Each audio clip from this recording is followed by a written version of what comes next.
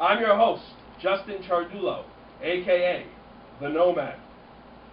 Now for my co-host. My co-host is an award-winning online journalist from Long Valley, New Jersey. He's known for being the voice of Next Generation Wrestling, and he pulls no punches and always tells it like it is.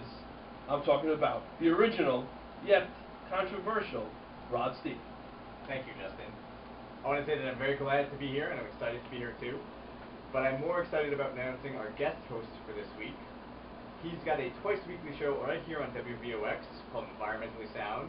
And beyond that, he's connected to the film and community theater community through being a producer. I'm talking, of course, about Bob Lebensold. Hello, everybody. It's actually twice monthly. Oh. The second and the fourth Thursdays at 10 a.m. And if there's a fifth Thursday, as there is this month, I generally get that one too. I'm happy to be here for Justin. He's got lots of ideas, very creative guy. A studio full of interesting people, and looking forward to what comes next. Now, this is a loaded show, so it's not just about film, it's about a plethora of other things. But we're going to kick it off in style. Our first guest on the top of the hour is one of the biggest icons in the news world. His stories focus on consumer issues and is an Emmy award-winning advocate for people all over the tri-state area. He was a fixture for many years on NBC and is now an integral part of New York One. He's also a good friend of mine. It's time to live it up with Asa Aarons. All right. Thank you, Justin, very much. Although I think I'm probably a little bit more infamous than I am these days, or an icon or Nikon or whatever that may be. But I'm very happy to be here with you, and we can talk about whatever you want. Well, you are on Wikipedia, so that's a good sign too. And I'm on Wikipedia too, being Gia Savitz. Now I got a bunch of questions to ask you. Now you were a fixture, you were a staple of NBC. Now you're with New York One. Now, what would you say? What was the difference between NBC and New York One, and how was the transition? I was with WNBC from 1993 to 2007 when they cut the budget for the consumer unit, and that was it. I was really fortunate afterwards. They always say that one door closes and others open up, and that really is very true. In my particular case, I have an opportunity right away to travel around the country and do a documentary on poverty and go into some very, very rough, impoverished places and document conditions there. And then I did that for about a year, and then New York One opened up, and they wanted to bring somebody on as an employment reporter initially, and then a consumer reporter. So I'm back to doing sort of what I've always done, test products, and people call it problems and things like that. Well, with New York One, for our listeners, New York One is a station that focuses on the 5 boroughs here in New York, and it's not a huge station as NBC, but it's a very reputable one, and it has a bit of a following, and it's growing and thriving, every month after month. New York One is interesting. They used to call it, it's the little engine that could. Oh, it's New York One.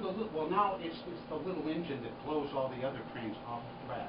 I'm there, and I watch the coverage they do, and whether it's the recent resignation of our congressman or anything else, the coverage is absolutely fantastic, and it's to the point now.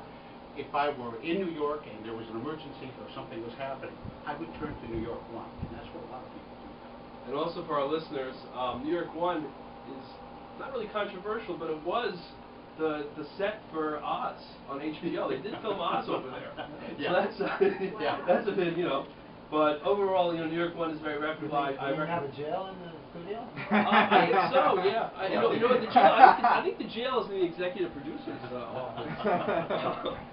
Now, at NBC, like when I was interning with Asa at NBC, we worked with a phenomenal, beautiful woman named Doreen Geiger, who's a producer. Now, at NBC, of course, you have more employees than New York One. Now, my question for you is, do newscasters at New York One have more responsibilities in regards to when working at NBC? Like, for instance, newscasters doing their own editing. Okay. At New York One, you have complete control over the story. You go out and you shoot it with a small video camera, record all the audio, all the things that used to take 5 guys. When I started in the business, you went out with a lighting man, sound man, and the cameraman, and a big half-drunken guy to carry the boxes and all of that. And now you're it. You go out there with the camera, you handle the sound, the lighting, and everything. And then when you get back, you write the story, and then you go ahead and edit it. And we have desktop editing right there. So it's all very self-contained.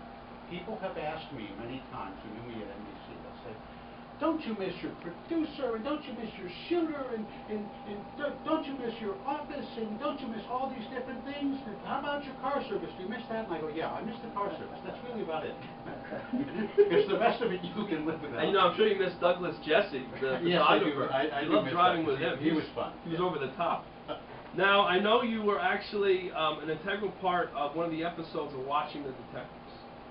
Yes, when I first left WNBC, a guy was putting together a show called Watching the Detectives, and they found out that I had a remarkable resemblance to one of the lead detectives at NYPD, and so they used me as a body double. And it was one of the most fun jobs I've ever had in my life. Meet us at this bridge at 1 o'clock where we're shooting. Okay, Asa, stand there. Walk there. Okay, thank you, Asa.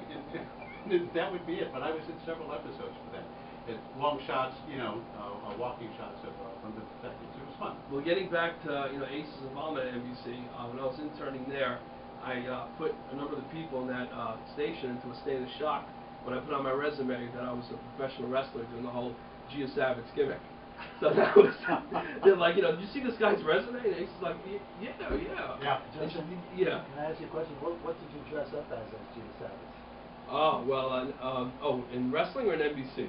Wrestling, yeah. Okay. Did you get away with well, more I mean, wrestling? I know my mother's listening. My mother doesn't want to hear this because she's hates wrestling and doesn't, feels it's did nothing Tell for us me. about the costume, Justin. Okay. I'll come out with a boa, tight leather pants, lipstick, sometimes eyeliner, and everything like that. And then one time I came out with a wig, and I did a Madonna "Open Your Heart" type thing with a wig. But just to close, are there any new non-news projects that will be on the rise? I have a lot of different things going right now. I'm also a still photographer, and I just had a show over at Almanac Gallery over in Hoboken, a photojournalist show, and I'm working on some new material there and doing that, and a lot of new stories. If I can share just one with you, though, I'm to the point in my career. I'm in my 50s now, so a lot of people will come up to me and say, "Oh, I grew up watching you," which is. It was awkward at first, but now it's really kind of fun to think about it. And I'm to the point in my career where sort of the chickens are coming home to roost in a very nice way. And I'll just very briefly share a story with you. I got an email from a girl a while ago named Deirdre, and she brought up a story to me that I hadn't thought about in a long time. Mid-90s, a couple contacted me from Long Island. They had been to Russia for the earthquake relief. They fell in love with a little baby girl in an orphanage. They wanted to adopt her. Somehow the fingerprints got lost. Everything got screwed up. They were in danger of losing her. So they called me. I went out, did the interview, put together a story, lit a fire under the butts of the fingerprint people and all that other stuff. And basically it was saved. They got the baby. It was fine. Last year, a girl named Deirdre contacted me. She said, "My name is Deirdre Murphy. I'm 15 years old. I was born in Moscow. And I didn't know until the other night about the role you played in me getting here." Wow. Her parents told her about me doing that story and everything.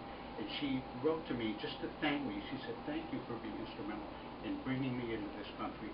God bless you." And I was just, I was just so touched by that. And those are the things that are now coming back. So as much as I look forward to the future, I also have some wonderful memories like that I treasure as well. Not to mention your internship. I mean, hey, I miss that internship. I miss it so much. Well, Asa, thank you for being on with us. It was so great to have you. And you can sit in, and we're going to have Nancy DeRosa on a little later.